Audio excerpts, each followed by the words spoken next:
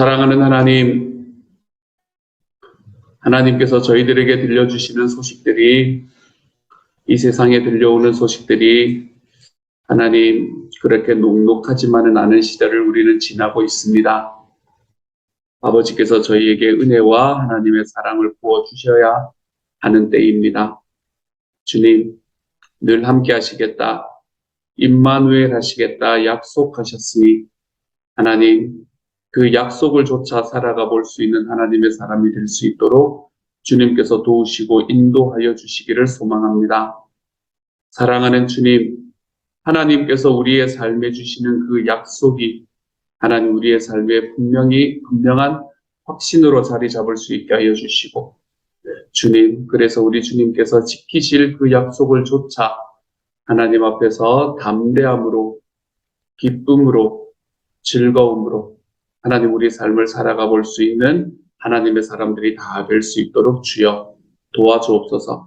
오늘의 말씀 속에서도 하나님 오늘 하루 속에서도 녹록지 않은 세상을 살아가야 하는 모든 이들 한 사람 한 사람에게 주님의 지혜와 주님의 위로를 허락하여 주옵소서. 모든 말씀 우리 주님 예수님 이름으로 기도드립니다. 아멘. 오늘 이 시간 하나님께서 주시는 말씀을 함께 읽읍시다. 창세기 42장 1절부터 17절까지의 말씀입니다. 창세기 42장 1절부터 17절까지의 말씀, 우리 같은 목소리로 한번 읽어보도록 하죠. 함께 읽습니다. 시작. 그때에 야곱이 애굽에 곡식이 있음을 보고 아들들에게 이르되 너희는 어찌하여 서로 바라보고만 있느냐. 야곱이 또 이르되 내가 들은즉 저 애굽에 곡식이 있다 하니 너희는 그리로 가서 거기서 우리를 위하여 사오라. 그러면 우리가 살고 죽지 아니하리라 하매 요셉의 형 10사람이 애굽에서 곡식을 사려고 내려갔으나 요셉의 아우 베냐민은 그의 형들과 함께 보내지 아니하였으니 이는 그의 생각에 재난이 그에게 미칠까 두려워함이었더라. 이스라엘의 아들들이 양식 사러 간 자 중에 있으니 가나안 땅에 기근이 있음이라. 때에 요셉이 나라의 총리로서 그 땅 모든 백성에게 곡식을 팔더니 요셉의 형들이 와서 그 앞에서 땅에 엎드려 절하매 요셉이 보고 형들인 줄을 아나 모르는 체하고 엄한 소리로 그들에게 말하여 이르되 너희가 어디서 왔느냐. 그들이 이르되 곡물을 사려고 가나안에서 왔나이다. 요셉은 그의 형들을 알아보았으나 그들은 요셉을 알아보지 못하더라.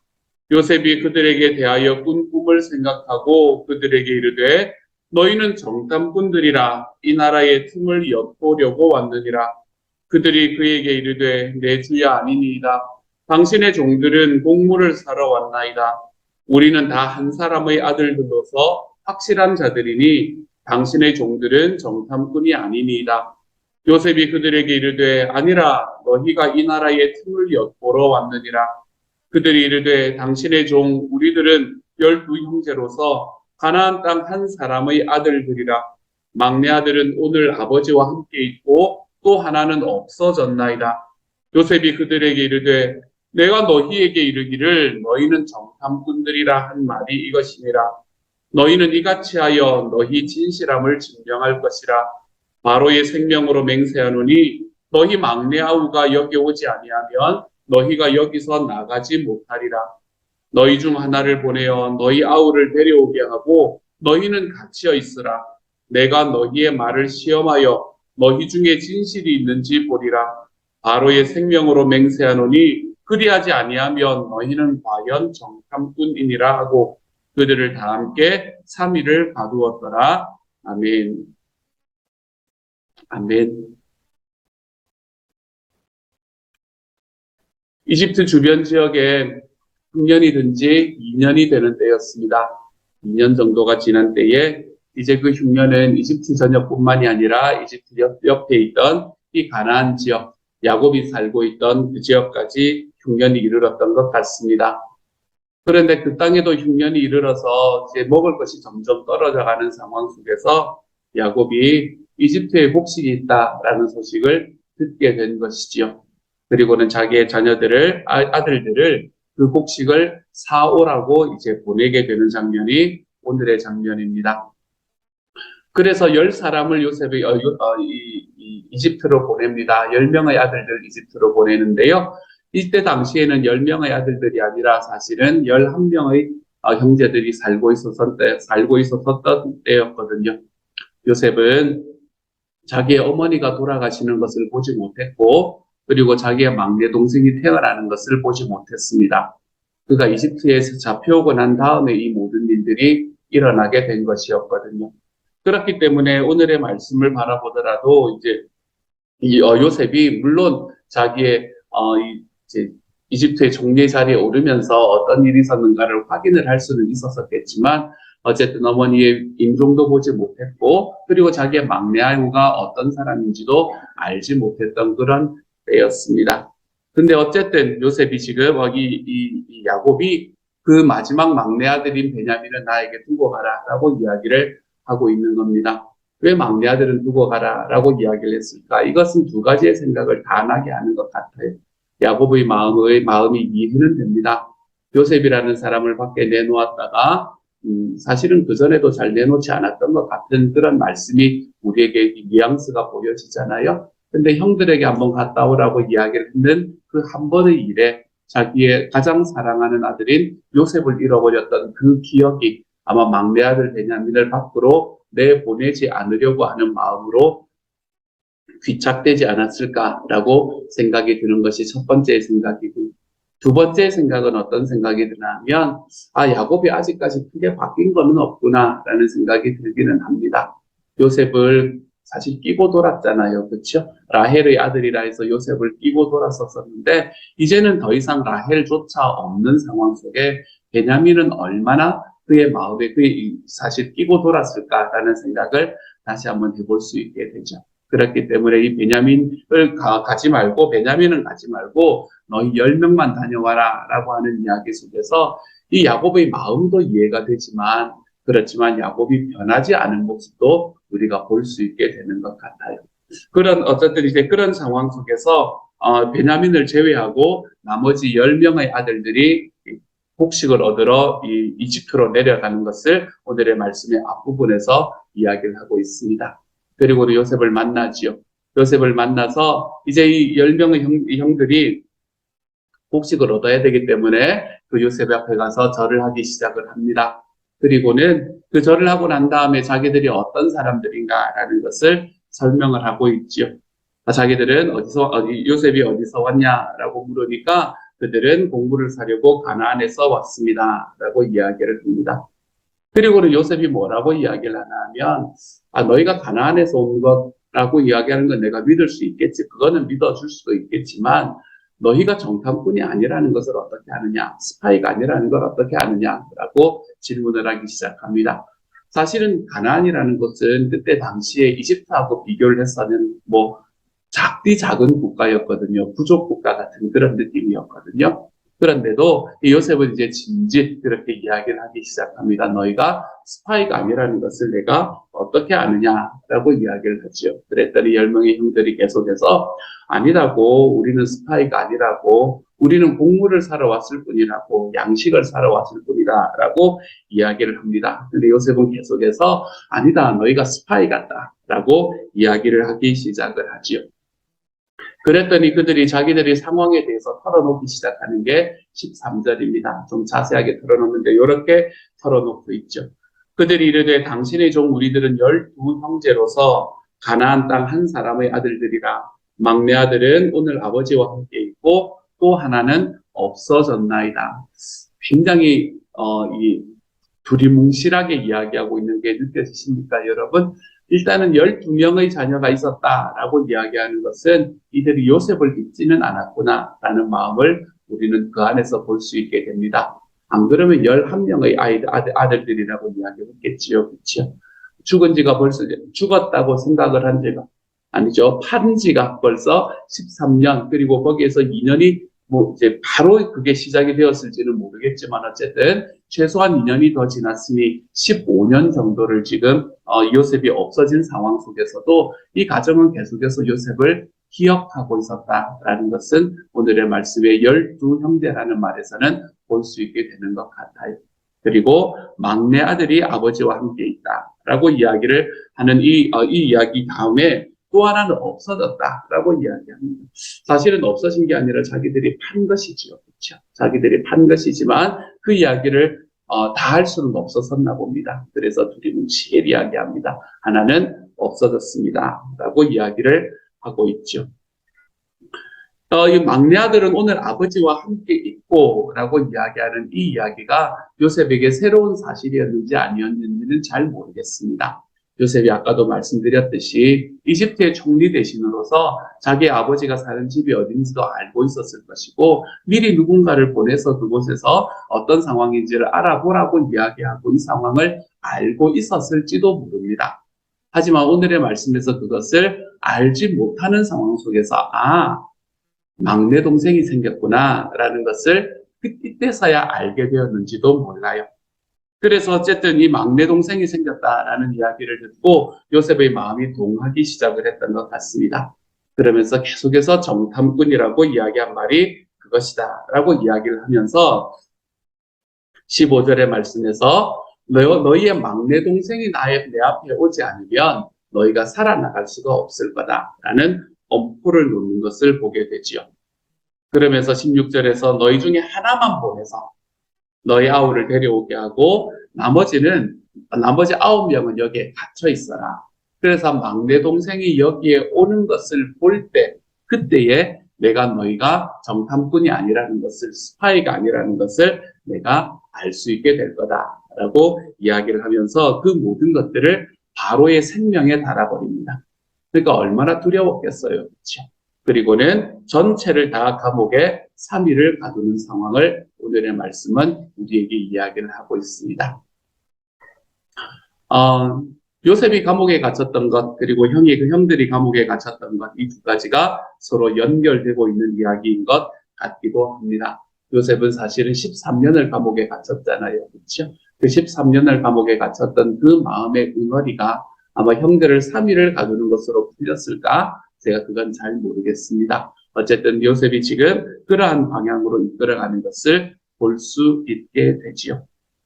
여기까지가 오늘의 말씀입니다. 그리고 난 다음에 이제 이 일이 어떤 결과를 가지고 오게 되는가라는 것을 우리가 내일의 말씀부터 시작을 해서 함께 보게 될 거예요. 오늘의 말씀을 가만히 바라보면 9절의 말씀에서 이런 이야기를 하기는 합니다. 요셉이 그들에게 대하여 꿈을 생각하고 그들에게 이르되 라고 이야기합니다. 여기서 꿈이라는 것은 두 가지의 의미로 생각을 할 수 있을 것 같아요. 첫 번째로는 처음에 자기가 어릴 때에 그 형들에 대해서 꾸었던 꿈이 그때 생각이 났다라고 이야기하는 말일 수도 있는 걸 거고요. 아니면 또 하나는 그 형들이 오기 전에 하나님께서 그에게 또 다른 꿈으로 다른 무언가를 보여주셨다라고 이야기해도 큰 무리가 없는 것 같습니다. 왜냐하면 어린 시절의 꿈이다라고 생각을 하기에는 바로 다음의 이야기가 너희가 정탐꾼이 아니냐라는 이야기를 꿈을 생각을 하고 이야기를 하거든요. 그렇기 때문에 이것이 정확하게 그 꿈과 연결이 되는지 알지는 못하겠습니다. 하지만 한 가지 우리가 기억해야 될 것은 뭔가 하면요. 요셉이 이 꿈에 평생 자기의 모든 것을 걸고 살았던 것 같지는 않다는 사실에 있는 거예요.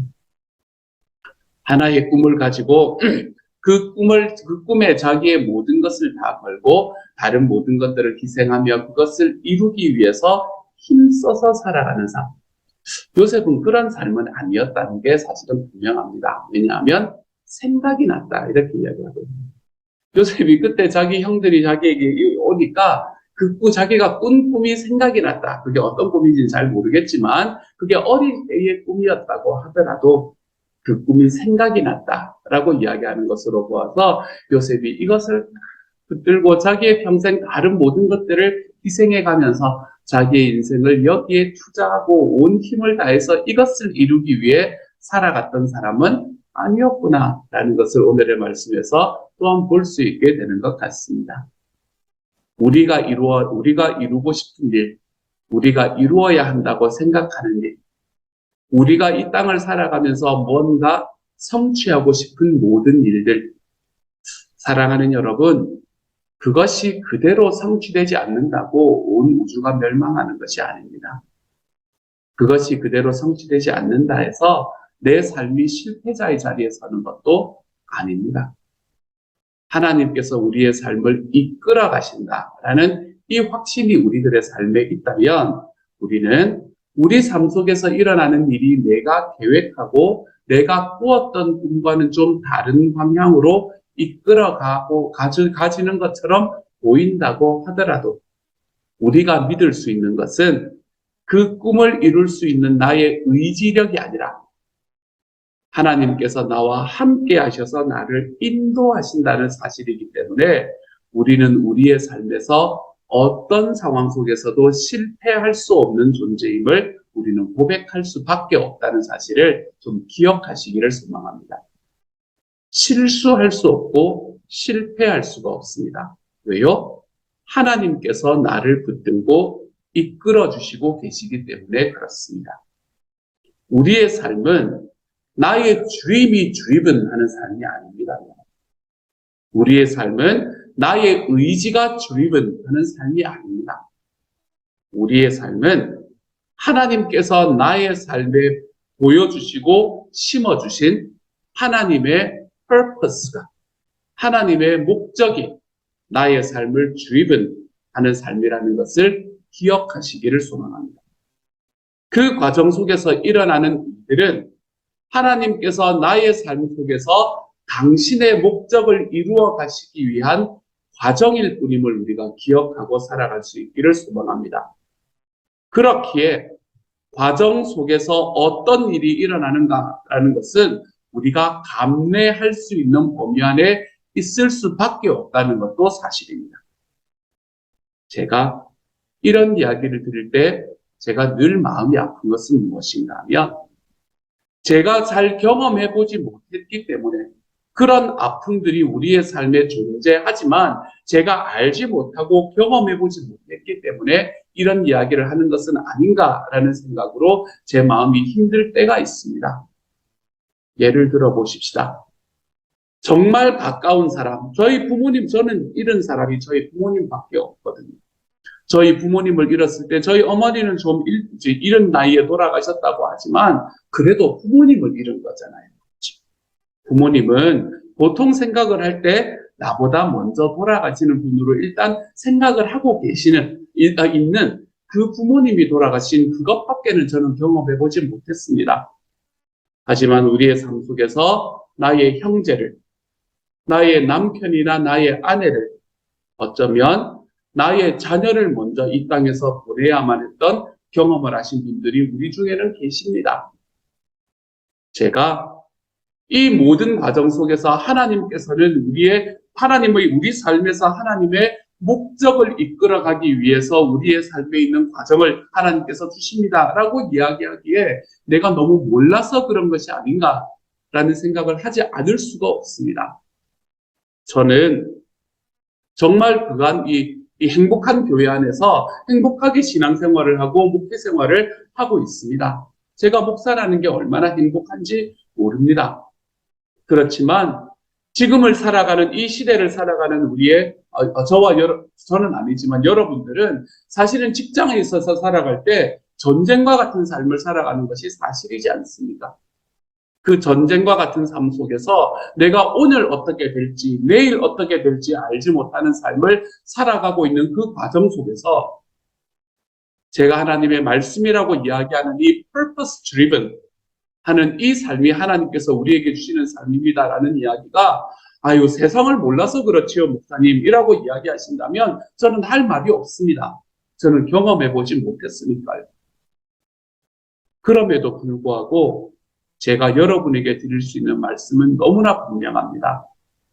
하나님께서는 당신의 말씀으로 우리에게 이야기를 하시는 그 한 가지가 무엇인가 하면 어떤 상황에 있건 하나님께서는 당신의 말씀으로 우리에게 이야기하시는 그 원칙이 무엇인가 하면 하나님은 우리의 삶 속에 하나님의 목적을 따라 이루시는 분이 내 하나님이다라는 것을 어느 곳에서든 너무나 분명하게 이야기하고 계시는 분이 우리 하나님이심이 확실하거든요.